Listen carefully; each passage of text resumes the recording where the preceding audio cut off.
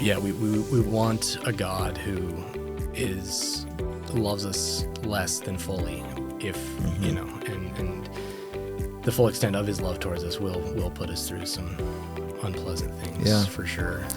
Welcome to this week's episode of the His Hill Podcast. My name is Kelly Daugherty, and I'm your host.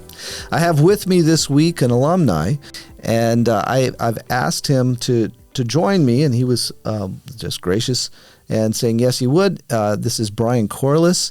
Brian is he's from Wyoming, and he and his family are here for kind of a sabbatical type vacation, and they actually are staying an hour away, but he was willing to make the drive to be on the podcast, and I really appreciate that. So Brian, welcome to the His Hill Podcast. Thanks, Kelly. It's good to have you with us. Anxious to hear what you have to say. Now, I've already said that you come from Wyoming, and were you born there? I was not. I was born in Colorado. Okay. Yeah, and then between my junior and senior year of high school, we moved to Wyoming. So finished high school there and went to college at the University of Wyoming. So, okay. Yeah. What was it like for you moving during high school? I would say overall it was great. I didn't particularly enjoy the high school I was at in Colorado. So I wouldn't say I had the largest, closest group of friends in Colorado. Okay. So it wasn't that big of a deal for me. It was probably something I really actually enjoyed. So okay, yeah, okay. And you were a student in you were saying 2012, 2013. Yep, 2012, 2013. Okay. So. How many times have you been back to visit? Man, really, I don't. Maybe twice. Okay. Twice. I think once when my younger brother was going here. Yeah. And then once with my family, maybe 3 years ago, we were traveling through and we drove the big RV through here and I think we just stayed for the day, but yeah. Okay. Yeah. You were a student also with Madeline, my daughter, and her husband, Tylen. Yep. Yeah. You're good friends with them. Yep. Actually, you were in their wedding. Yep. Yeah, so I got to see you then as well, which was 9 years ago. Well, yeah, I went that's right. Yeah. Okay, so tell us a little bit, growing up, what kind of family did you grow up with? Yeah, like I said, I grew up in Colorado. My parents were believers, at the time that I was born, and raised us. I've got two siblings. I got an older sister and a younger brother, and so they raised us, with that, just with the Christian beliefs and taking us to church. We went to a number of different churches throughout my childhood, but yeah, I grew up in a Christian family. Saw my parents, pursuing a relationship with the Lord on their own, and that was, nothing to complain about there. So definitely set me up for seeing the importance of knowing the Lord and learning about Him, following Him, discovering Him on my own. And my sister was the first one. I'm trying to think. I don't remember how my parents found out about the Hill, but my sister went to the Hill, and ultimately, when she was here, I came and visited her and decided it's something that I wanted to do. But yeah, going back to my childhood, I think I knew from an early age that there was something there. How old were you when you became a believer? Yeah, I could not tell you. Okay. Probably somewhere in that 6 to 8 years old. Okay. I don't have a specific memory of. I mean, I remember praying to receive Christ, but I couldn't pin it to the year and the day. But yeah. Yeah, the regular listener knows that I often say this, but the vast majority of our guests who have come to give their testimonies have said, "I don't know when." Yeah. Which I think is an encouraging thing, because there's so much pressure by certain people say, if you don't know the time, it's not. No, wait a minute. Have you placed your faith in Jesus? Are you living by faith in Christ? Right. That's what's important. Right. Are you trusting? Is He your Lord? Is He your Savior? So growing up in Colorado, what were those years like for you? I would say very good, in the sense that my family was extremely close, very secure. My mom was a stay-at-home mom. My dad was a commercial roofing contractor, so I saw him working hard a lot.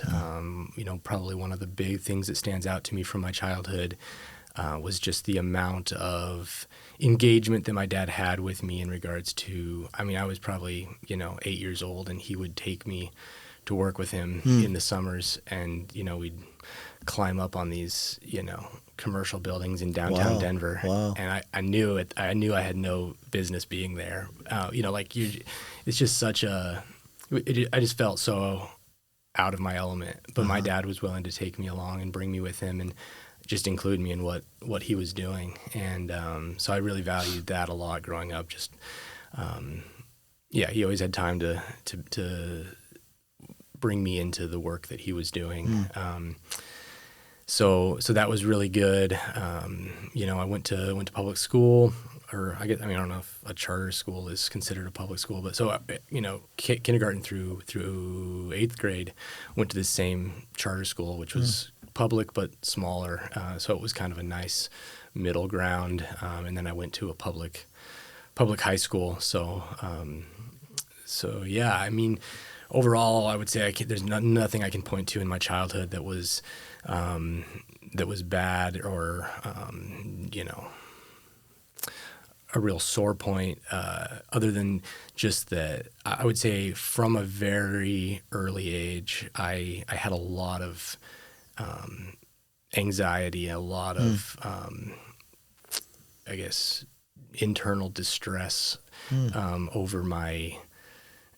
I can't even really necessarily describe all of it, but a lot of it's kind of stemmed around my salvation. Am I saved? Really kind of like, I think somewhere along the way I really developed some sort of like a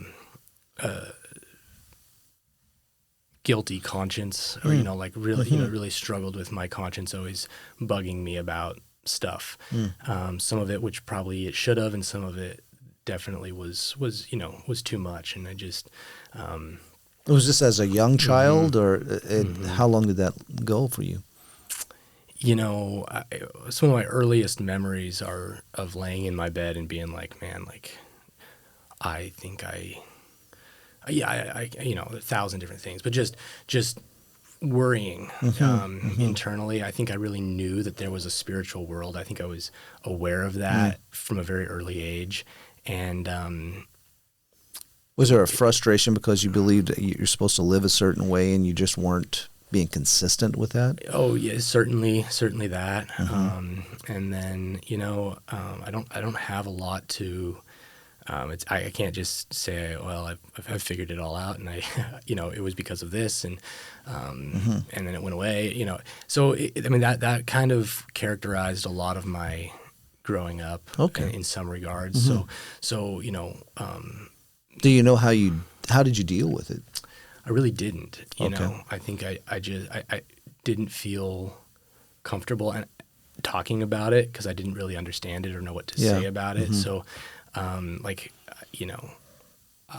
I've got my oldest kid now is 6 years old, and I think about him trying to describe that to me, and I think, well, that would be impossible. Like, he doesn't have those words or that vocabulary or that level, and I was probably his age when that started, and so I didn't talk about it to my parents very much, and that's no fault of theirs.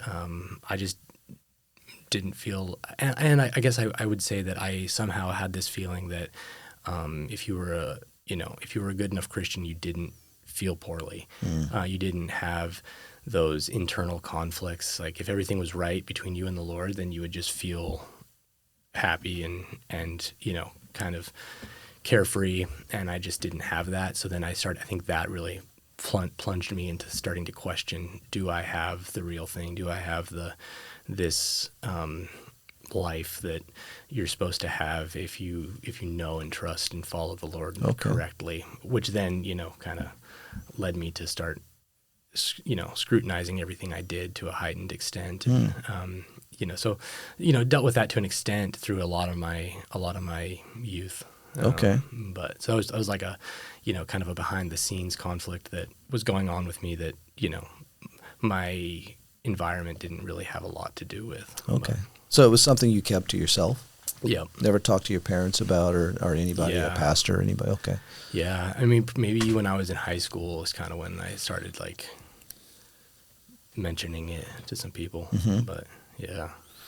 And so you guys moved to Wyoming. Was that, other than just, that wasn't a real huge distance to go, but how did it change things for you?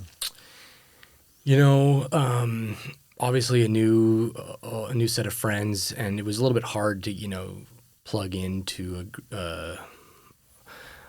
the town I moved to in Wyoming is Laramie, so a much smaller community than where I was living in Colorado. Okay. And, just a smaller town, smaller high school, probably a quarter of the size of the high school that I was at in Colorado. And so, everybody's gone through elementary school together. Everybody knows everybody. And then I come in at the beginning of the last year of everybody's high school. And I wouldn't say it was hard to make friends, but, I just understood that I wasn't going to have the depth of relationship that some people had. Yeah. And that was fine. And I did end up making some really good friends. Probably some of my best friends to this. Well, one of my best friends to this day is somebody I met there in that senior year of high school, and then we lived together through college. So I mean that was a big change. And then pretty abruptly. So I was really in Laramie for 1 year, finished high school, and then as soon as that year was over, came down here. To the hill. Yeah, I kind of remember you were more of a Coloradan than not when you were here. Yep.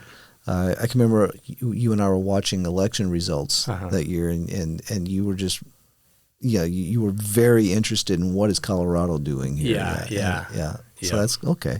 So Okay, so you said your sister coming here is what played a big part in you coming here. Yeah, I think through high school, I was involved and I kind of led a group. I think it was called FCS, Fellowship of Christian Students. That was at my high school, and so I was, very involved with that. And you led that. I led that. So your senior year. No, so that while you were in Colorado. Would have been in Colorado. Yeah. Okay. Yeah, so. But that, through a number of those things where I really I was doing like actually teaching and leading a Bible study that forced me to really study, and I really enjoyed studying. I really was always very interested in the Bible and studying it and knowing it. And so that was already there. And then when my sister came here and I came and visited her and, just kind of saw this as a prolonged, experience at studying the Bible and things like that, I thought, well, this is something I think I should do and I want to do. And I really wish I could remember more of what my mindset was coming into the Hill, because I don't know how much of it was like I want to grow in my relationship with the Lord and how much of it was I want to get better at studying the Bible. Yeah. I look back on my time in high school and even in college, after the Hill some, at the different like teaching positions I had, and I think it was good for me. But I also look back on it with some embarrassment at my mindset, I guess. I understand. Yeah, completely. Just like, just thinking I had to come up with something every week that was like cool and new, and I was like, man, if I could go back and just punch that guy in the face, like that's exactly the kind of guy I hate now, But anyways. So, coming to His Hill, were you still having the battle that you talked about earlier when you got here? Yeah, to an extent. I mean, I think to a certain extent, I've always had this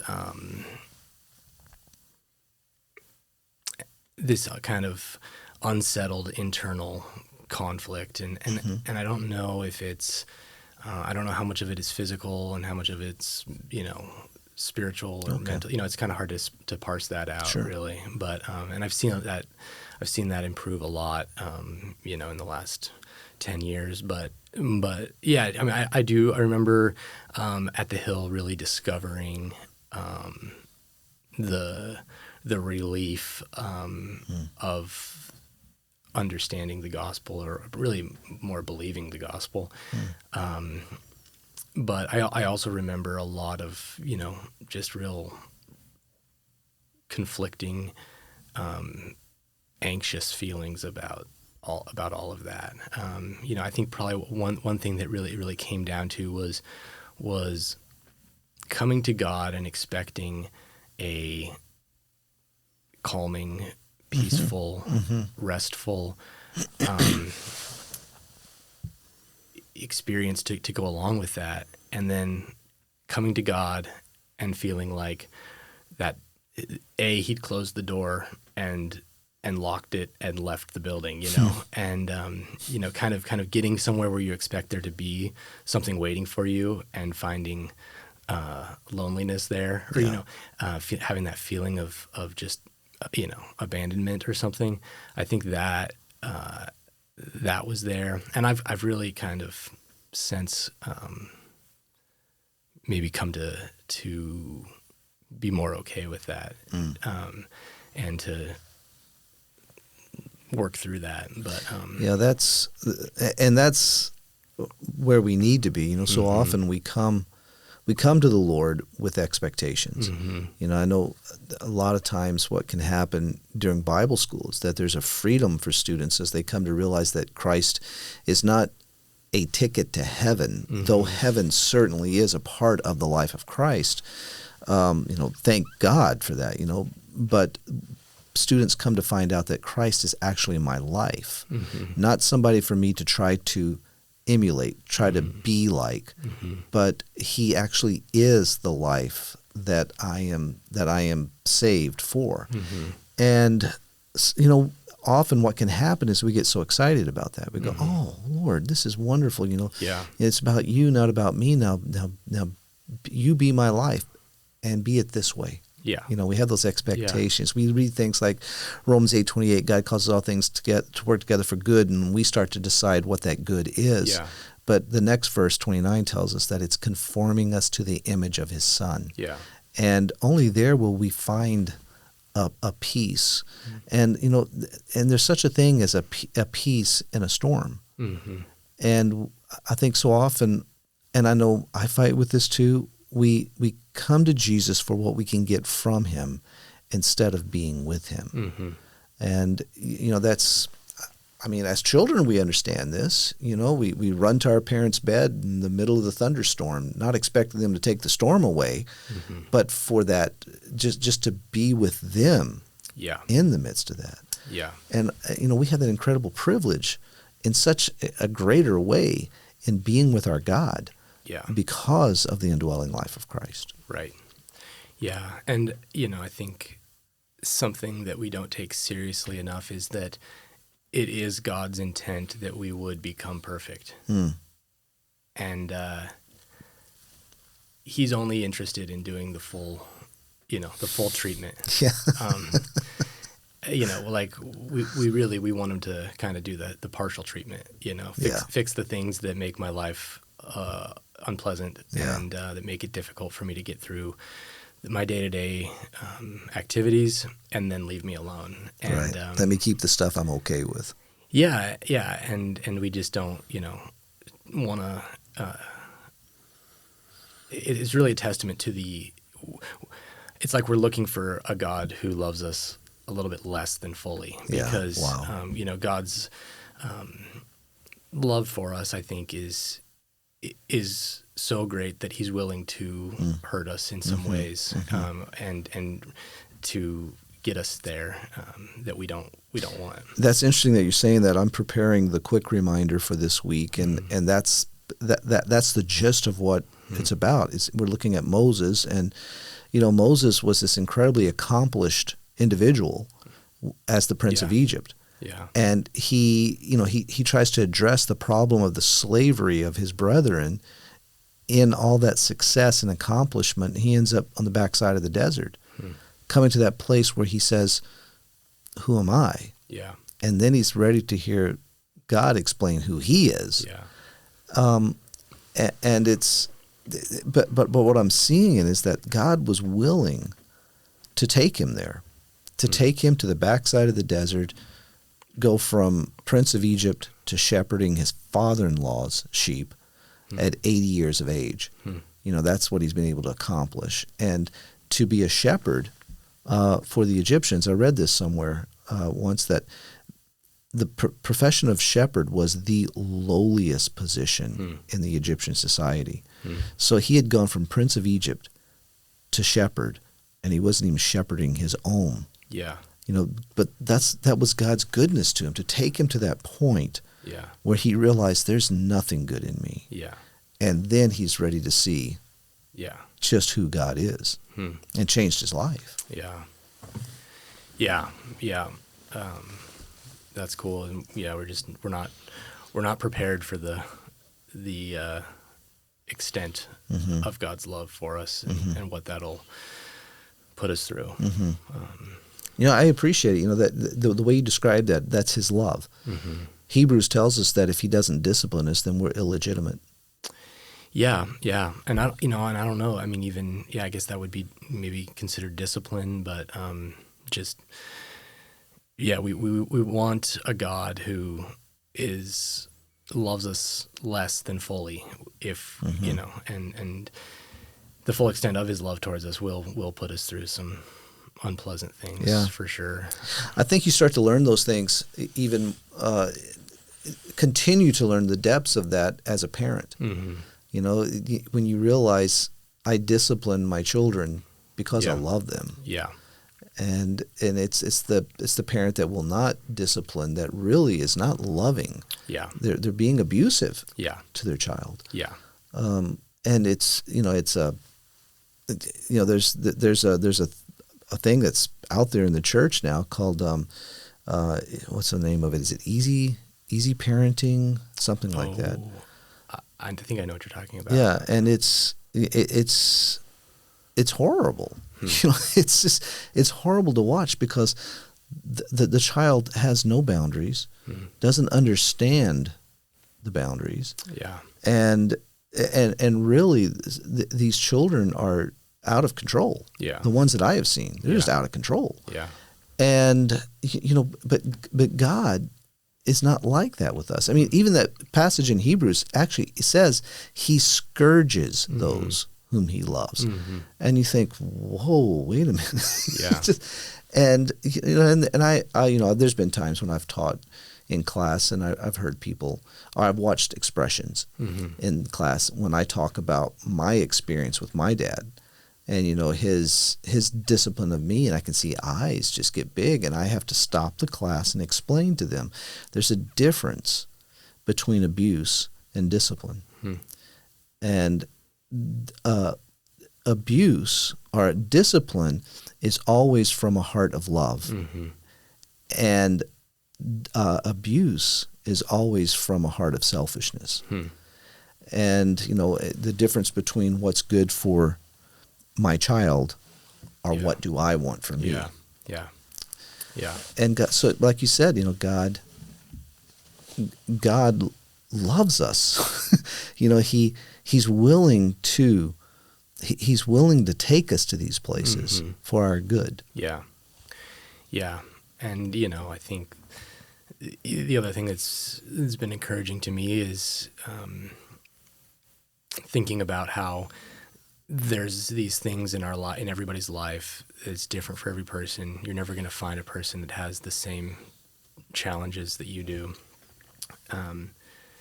But those things in our lives that we would want to have taken away, that we'd want to change, are ultimately some of the biggest blessings that God has for us. And,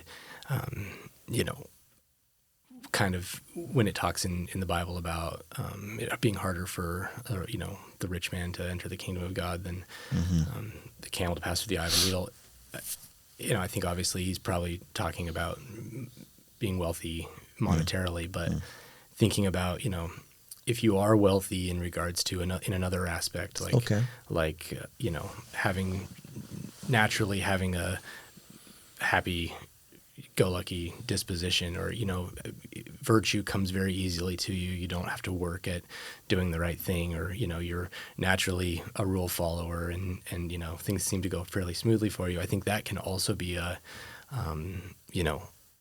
danger, and something it can be. It becomes your security, because you think that you think that instead of your virtue,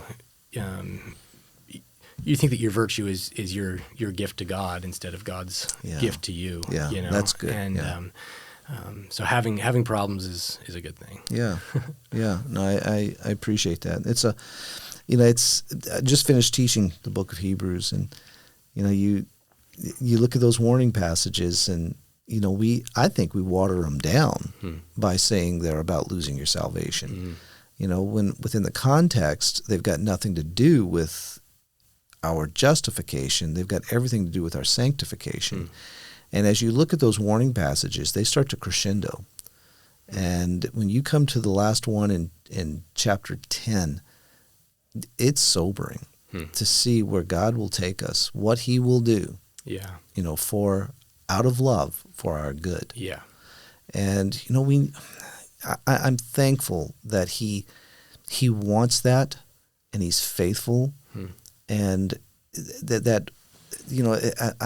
it's not a fun place to be. Yeah. But wow, what a good God that he's not concerned about pampering. Yeah. For the sake of not losing us. Yeah.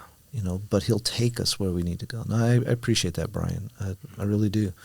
Okay, so what's life been like since Bible school? So left Bible school. I was planning on going straight back to college at the University of Wyoming. I had a scholarship, not because I was smart or good at sports, but just because I went to high school in Wyoming. There's like a great scholarship. If you graduate from high school in Wyoming, they'll give you a scholarship basically to go to the University of Wyoming. Wow. So trying to keep people in the state. Sure. So, yeah. No merit of my own there, but so I had that waiting for me, and I was like, all right, well, I'll finish up the hill and go straight back to the university. And then I met the one and only Rick Warner. That's his last name, right? Yeah. I want to say Rick Warren. Isn't that an author? Yeah, another Anyways, guy. But Rick Warner, and he was like, Brian, there's this program called the Alert Academy, and I think you should look at it. And anyways, I looked at it and ended up going to do that, which was a wild experience. In Big Sandy, Texas. Yeah, I had forgotten you did that. Yeah.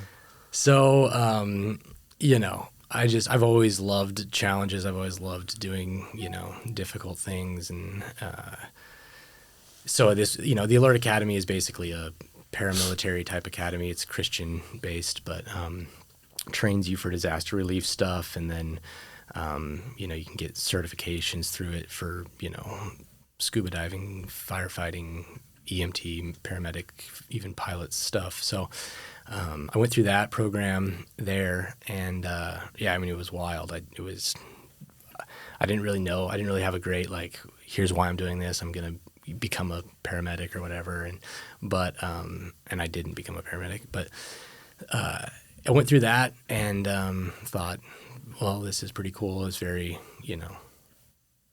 adrenaline heavy environment where you're always doing crazy stuff, and they asked you to stay, didn't they? Yeah, I could have stayed on, and my scholarship would have expired at the university. So I remember having a conversation with my parents where I was like, I think I should stay here. And, they were like, well, we think you should come back and use your free education that, you have. And so anyways, I ended up coming back to Wyoming, and I'm glad I did. I'm glad I didn't stick around down there. It was a good experience. It was a interesting experience, but yeah, so got done with that, came back, used my scholarship at the University of Wyoming, got my degree in finance. And yeah, while I was in college, met my wife, and she was actually going to a different college in Wyoming, but we had some mutual friends through FCA. And so we met like New Year's Eve, and we were married that, within 365 days. So we got married there right at the end of December that next year. So got married fairly quickly, and I still had, I think, a semester of college left. Okay. So finished out my college, and my wife was actually planning on, she'd applied to the Hill. So when we talked to Charlie, really, he'd accepted her. Okay. So she was going to come to the Hill. We were getting ready to move to Texas, and I was going to work down here. And I don't know, we were going to live in one of the dorms that you guys have for married couples. And so that was the plan. And then I don't remember the timeline, but fairly soon before we were going to leave to start coming down here, we weren't going to move to Texas for no reason. So we ended up staying in Laramie and have been there ever since. So got 3 kids now, and yeah. And you've changed your profession, what, twice? Man, that doesn't sound good. No, I think it's really interesting, actually. Yeah. No, well, really once. Okay. So you didn't use your degree then? Not really. Not in a specific way. When I was in college, I just started, doing handyman work on the side to kind of pay for my life. And so being on top of those roofs with your dad started to come back. Right. So just working with my dad growing up, I knew enough. Like I look back now at what I knew when I started doing handyman work, and it was almost nothing. Like the amount of time, so I would get a job, someone would call me and be like, "Hey, I need this done," and I'd be like, "Oh yeah, I can fix that," and then I'd instantly look up, YouTube videos on how to fix this or do this or whatever. So there was a lot of that early on. So I started out. I mean, I had no intention of doing it long term, but I just was doing handyman work in college because people would pay me to do it, and no one in town was doing it. So by the time I graduated, I was so busy, and obviously now married, that I was like, well, I'll just see if I can turn this into something. So kind of, grew it a bit, and ended up just going ahead and getting my general contracting license through the city of Laramie there. Did that. So I had my contractor's license, started doing bigger jobs, and, getting out of the handyman work and more into, smaller scale general contracting stuff. And it just burnt me out. So I did that for about 7 years. There was a lot of work, right? Oh my. Yeah. I mean, it's insane. You put your name out there that you do this kind of work, and, it sort of feels like you're famous. Like your phone just, it doesn't stop ringing. Wow. It's just insane the amount of work that there is out there. If you just know how to do a couple things. Mm-hmm. So it was good. I mean, there was a ton of work, a ton of good experiences. I learned a lot, and met a lot of great people, and developed a lot of good relationships with people in the city of Laramie. But I just couldn't. I couldn't do it anymore. It was too demanding.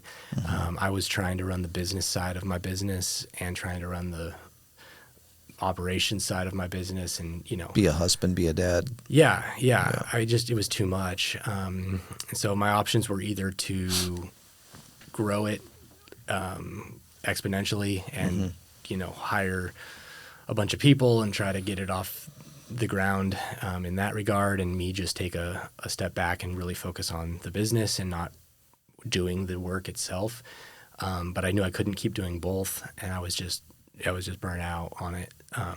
So really, real estate is something that I've always really been really interested in, working on homes, stuff like that. So I was like, maybe, I'm gonna get out of contracting at some point. I know that it's either gonna be now or when I'm, 45 and it might as well be now. So I decided to go get my real estate license and kind of make the transition between contracting to real estate. So I didn't really know how that would go, but I did that, and it's been great. It's been great ever since. And,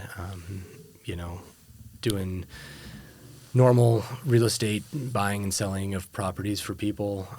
But then a large part of what I do also is flipping homes. So working on homes that aren't, for somebody else, which is a lot more enjoyable to work on a home when there's not a homeowner. Yeah. Yeah. I know what you mean. My brother is a builder, and he says the same thing. Yeah. So what are some things, because I know, now that we left full-time here and we're in Louisiana for a while, now back, we have our own business, a family business, and, it's amazing the things that the Lord continues to teach and stretch me with, being in this world of business, owning a business and working like this. What are some things the Lord's taught you in this? Yeah, I would say one thing that comes to mind is that I don't think I don't know if I've ever really heard somebody teach on this or warn against this, but just the dangers of ambition. Ambition is, I feel like maybe like 100 years ago, people were talking about ambition as a vice. And so I think I've definitely seen that. I'm very entrepreneurial, and I'm much more likely to just say yes to something and I'll figure it out as I go, versus I need to figure it out now and before I make a decision. So, but I guess I've seen the kind of the dark side of ambition, in the sense that it really starts just driving you and feeling like I've got to be growing, I've got to be making more, I've got to be producing more. So, seeing that and seeing the kind of the call of the Lord to step back and let go of ambition. And I don't think it's wrong to be ambitious or to be motivated. It's kind of a hard line to walk there. I'm certainly not, my personality is certainly not one that's prone to being lazy. I'm probably more prone to being a workaholic and just taking on every opportunity that comes across my path. And I end up just kind of running wild with trying to take on this job, take on that job, collect this money. There's so many ways you can go as an entrepreneur that it becomes a little bit overwhelming. And it becomes, like you were saying before, with something else, is that, when you were talking about, being the rule keeper, these are strengths of yours. And the Lord, the Lord's giving you those strengths, and He can use those things. But so often, what He's given us, our strengths, can take the place of Christ. Right. And without us realizing this is what's going on. And we can't imagine, for me, I know the battle is I can't imagine, not doing this. Yeah. If I don't do this, then what's going to happen? We get things so twisted. If I don't do this, then I'm not obeying the Lord. Now wait a minute. Are you really trusting Him with what you're doing? Yeah. Yeah, and I think there's this idea that it all depends on me. Yeah, is what really kind of crushed me in the contracting world. Was you've got homeowners that are, some of them are very happy, some of them are very unhappy. You just, it's this constant narrative in my mind of like, okay, like you have got to fill in the blank. You have got to, and it's crippling. You can't keep that up for very long. And so once you can kind of realize it doesn't all depend on me, I need to do the right thing. I need to not cut corners or be dishonest, but at the end of the day, it doesn't really all depend on me. Right. And if this falls through because I made a mistake along the way, like that's okay. and I say that, and that's like what I'm trying to figure out right now. It's not something I've figured out. Right. So, Yes. So This is a journey. yeah. And we continue to walk with it. You know, I hear what you're saying, and when you look over these, over these experiences, things that the Lord teaches you, isn't it just so encouraging to see the truth of Scripture come off of the page, and into your heart, into your life? To see the reality of God at work. I know for me, that's what it's been. I think to have to walk away from such an environment as His Hill, and for being here for 23 years, and then going and having to, the same thing as you, I watched a lot of YouTube videos. I mean, because I was doing a lot of maintenance work too. And, it's, you can, you start to see in a deeper way, that the tangibleness of the life of Christ, the reality of these wonderful things that you've been learning, to see it, to learn it in a deeper way, a practical way, has been really encouraging for me, stretching for me. And you're dealing with people that are, the premise of your relationship is not spirituality, right? So, you're dealing with people who the premise of your relationship is me selling you a house, or me, finishing your basement, or whatever it may be, and so it is challenging to figure out how the Lord works through you, and that's another thing is just trusting that He will, exactly. And I don't have to figure that out, right? And it's not. Because I think that's really where I used to be, is feeling like, okay, like I've got to figure out how to minister to this person, and it's like, I have no idea. I don't. And that's the other thing about having kids and having a family, is like, it just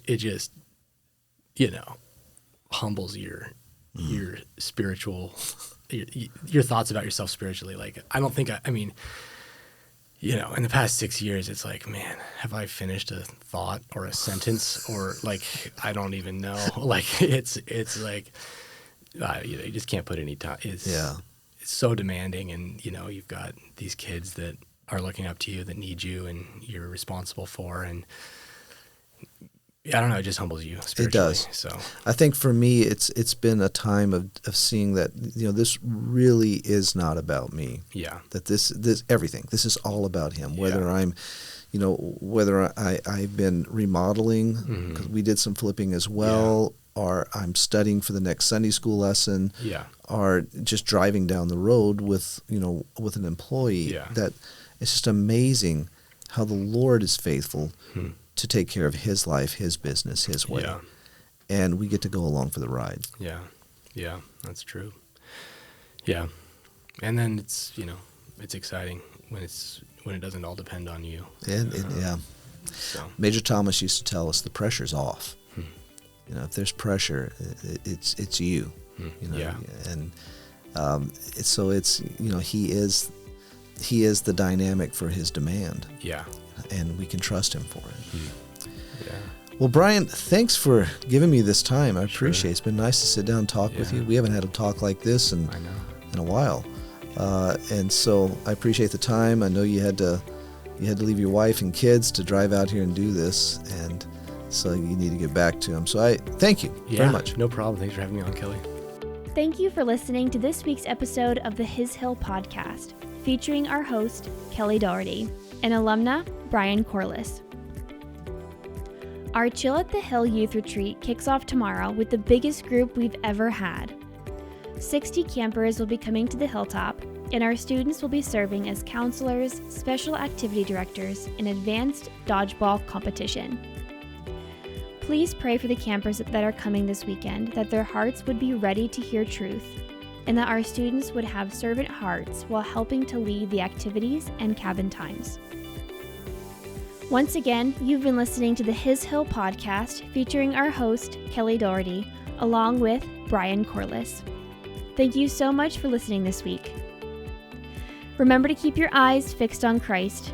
I'm Lizzie, and we'll see you next week.